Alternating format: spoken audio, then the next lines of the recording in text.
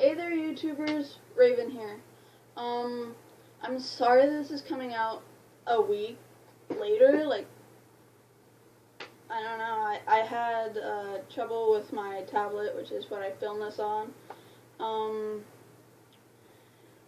So I got it fixed, but now I'm half behind, like, I suppose.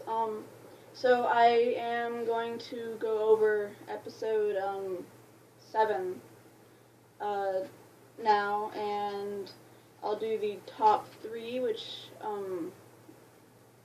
I've explained a few times. That is the top 3 moments of the episode and stuff like that.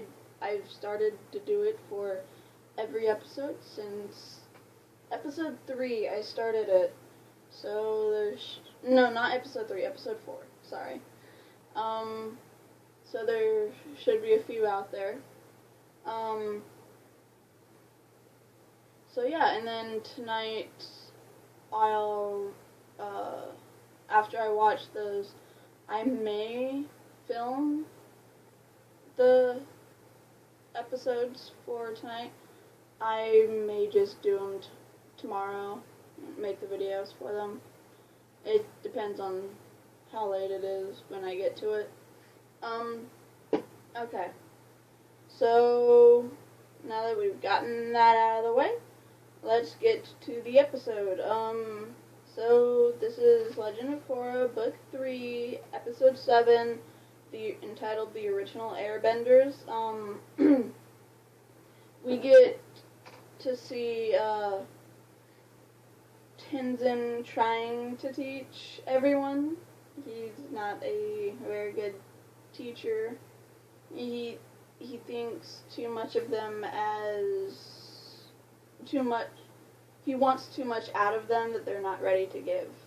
Because all they know is that they got stuck with airbending powers. They never asked for it. They never wanted them. And now they're stuck doing whatever he says. It's not always going to be a smooth ride, and Tenzin just can't accept that. They have to be air nomads, but they didn't sign on to be nomads. Like his wife said, they didn't sign on to be nomads. They just randomly happened to have airbending abilities. It's not their fault. They didn't want it. They never asked for it. So,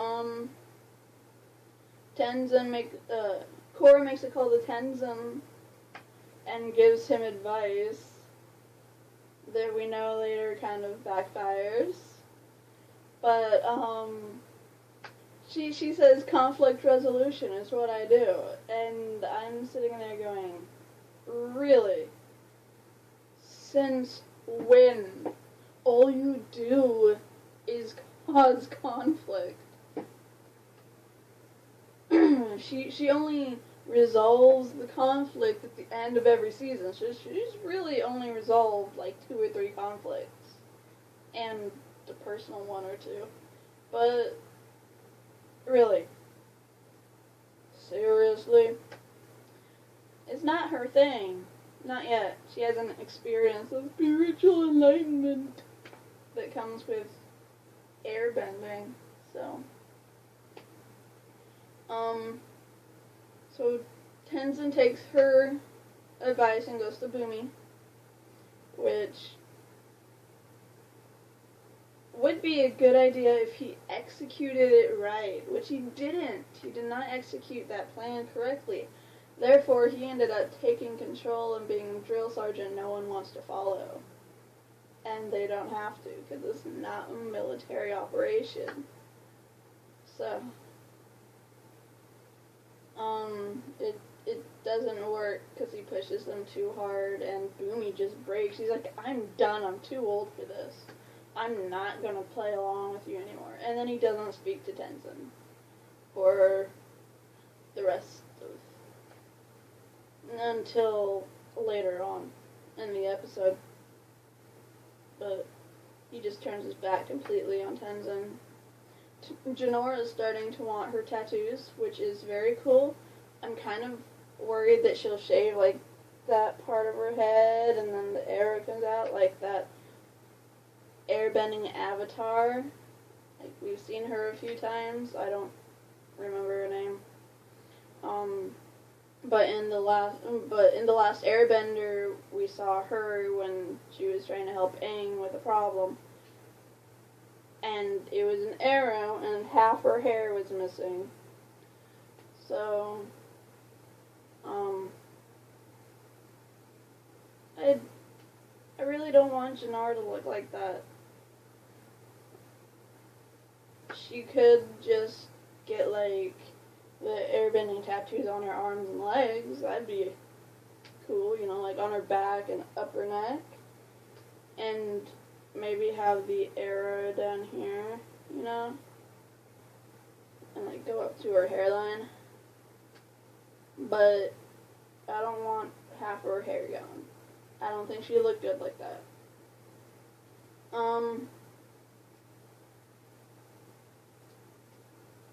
After Jinora yells at her dad like that, Kai takes her to go see baby bison that they met earlier in the episode. But they're not there. And they find out that they've been captured by game hunters. And the Earth Queen wants them so that she can have their pelts and their meat. She's gonna eat them. And we find out that she probably most likely ate her dad's bear. For those of you who don't remember, her dad was King Boomy, which is how Boomy got his name.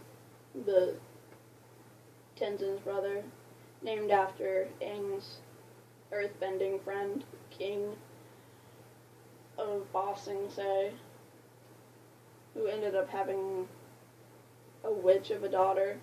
Ew, scary. But, so she ended up eating the bear. I mean, she is allergic to animal fur, apparently, because she sneezes and everything every time an animal is around her, or animal hair is falling on her. So,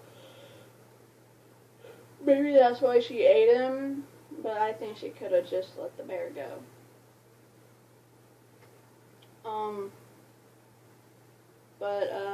So the hunters, they captured Jinora and Kai, but Jinora can't use her spirit thing, her spirit body, to go and ask for help because the space is too cramped and she doesn't have the ability to focus solely on that. Which, to me, means she hasn't yet mastered that spirit bending thing, because if she did, then I don't think she'd have to focus so intently, and she wouldn't need her space to do so. She'd be able to do it whether she was cramped, in a cramped space or not. I mean, people can earthbend whether or not they're, like, all cramped up and curled into a ball. They just have to do whatever.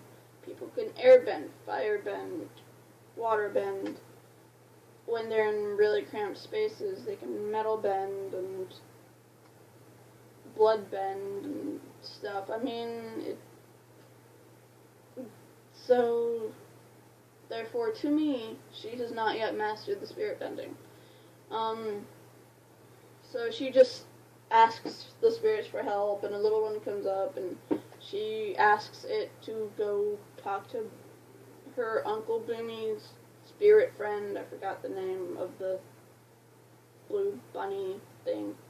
And it goes and tells Boomy that they're in trouble and kidnapped by these men, and Boomy gathers all the airbenders, because Tenzin is away clearing his mind because of the fight with Boomy and the fight with Jinora, and the fact that no one's listening to him. So he's off clearing his mind. So Boomy takes control and is like, we're gonna go save Jinora and Kai right now, blah blah blah blah blah. So they all go, and he gives an empowering speech, and they go and kick butt, and Tenzin shows up and helps Kai take down the car that kidnapped Jinora.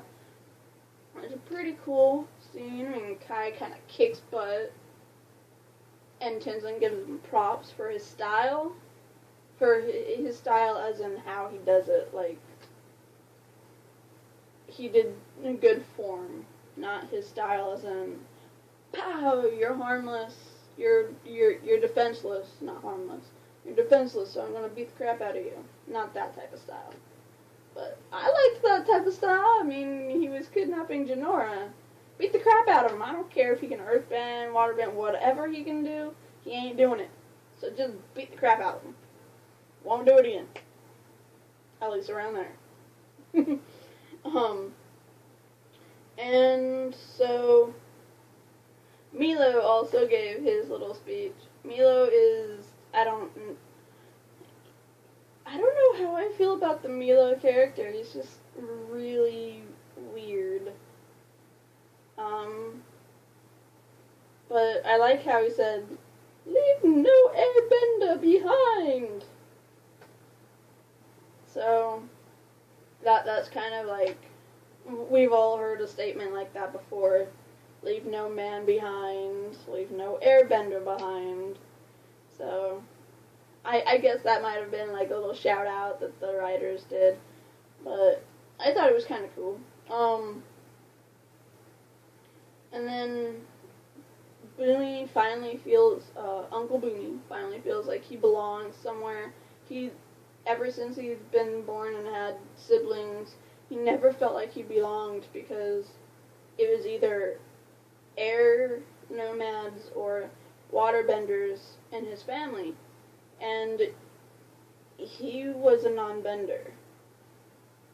His dad really took interest in Tenzin because he could airbend. But that kind of left Boomy on the sidelines. So he never felt like he belonged anywhere. That's why he joined the military and stuff, because he would feel like he belonged, and he became a great leader. But now, with the airbending and the fact that he was still able to be a great leader, with those two things combined, and his brother finally accepting the fact of Tenzin accepting the fact that he's not that great at teaching, and apologizing and stuff, he finally feels like he belongs somewhere, like he's found his home and his family. So that was a really touching moment. Then, the final scene is Tenzin looking up at the newly flying baby bison, because the baby bison can't fly as soon as they're born. They have to wait a few weeks before they're able to fly. But they start flying for the first time while all the airbenders are around playing with the bison. And he looks up and he says, I guess everyone's growing up. And really, I think that was an overall arc for the whole story this weekend. That weekend. Not this weekend. This weekend is 8 and 9.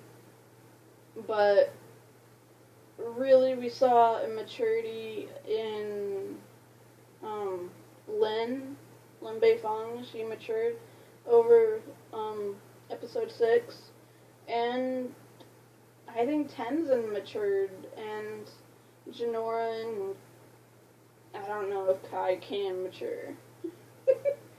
He's just a little rebel. But yeah, I mean, it was a lot of maturity recently, which I find really good. And Korra's been maturing slowly, but it's a progression. You can obviously see that. So yeah, I'm gonna put the link to my top 3 as soon as I load it, and that's it for today. Or not for today, but for now, for this episode. So Raven out.